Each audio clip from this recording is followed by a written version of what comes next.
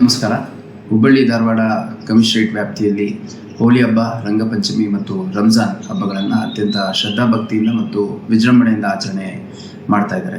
ಇದರ ಹಿನ್ನೆಲೆಯಲ್ಲಿ ಈಗಾಗಲೇ ಪೊಲೀಸ್ ಇಲಾಖೆ ಆ್ಯಂಟಿ ಸೋಷಿಯಲ್ ಎಲಿಮೆಂಟ್ಸ್ ಮೇಲೆ ಅಗತ್ಯ ಮುಂಜಾಗ್ರತಾ ಕ್ರಮ ಕೈಗೊಳ್ಳುವಂಥದ್ದಿರ್ಬೋದು, ವಿವಿಧ ಇಲಾಖೆಗಳ ಜೊತೆ ಒಂದು ಸಮಾಲೋಚನೆ ಮಾಡಿ ಅಗತ್ಯ ತಯಾರಿಯನ್ನು ಮಾಡ್ಕೊಳ್ಳುವಂಥದ್ದಿರ್ಬೋದು, ಶಾಂತಿ ಸಭೆಗಳನ್ನು ಮಾಡುವಂಥದ್ದಿರ್ಬೋದು ಅತ್ಯಂತ ಅಚ್ಚುಕಟ್ಟಾಗಿ ಮಾಡಲಾಗಿದೆ.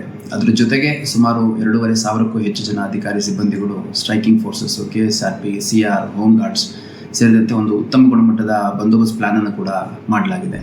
ಇದ್ರ ಜೊತೆಗೆ ನಮ್ಮ ಹುಬ್ಬಳ್ಳಿ ಧಾರವಾಡ ನೆಲ ಏನಿದೆ ಇದು ಅತ್ಯಂತ ಸೌಹಾರ್ದತೆಯ ಮತ್ತು ಶಾಂತಿಯ ನೆಲೆಬೀಡು. ಯಾಕಂದರೆ ಇಲ್ಲಿ ಸಿದ್ದಾರೂಢಜ್ಜರ್ ಇರ್ಬೋದು, ಸಂತೋಷ್ ಶಿಶುನಾಳ ಶರೀಫ್ ಇರ್ಬೋದು, ದಾರಾ ಬೇಂದ್ರೆ ಅವರು ಇರ್ಬೋದು ಸೇರಿದಂತೆ ಭಾಳಷ್ಟು ಜನ ಸೌಹಾರ್ದತೆಗೆ ಮತ್ತು ಶಾಂತಿಗೆ ತಮ್ಮದೇ ಆದಂಥ ಕೊಡುಗೆಯನ್ನು ನೀಡಿದ್ದಾರೆ ಮತ್ತು ಕೋಮು ಸಾಮರಸ್ಯವನ್ನು ಎತ್ತಿಡಿಯುವಂಥ ಕೆಲಸ ಮಾಡಿದ್ದಾರೆ. ಈ ಹಿಂದೆ ಗೌರಿ ಗಣೇಶ ಹಬ್ಬ ಮತ್ತು ಈದ್ ಮಿಲಾದ್ ಜೊತೆಗೆ ಬಂದಂಥ ಸಂದರ್ಭದಲ್ಲಿ ಕೂಡ ಅತ್ಯಂತ ಶಾಂತಿಯುತವಾಗಿ ಆಚರಣೆ ಆಗಿತ್ತು.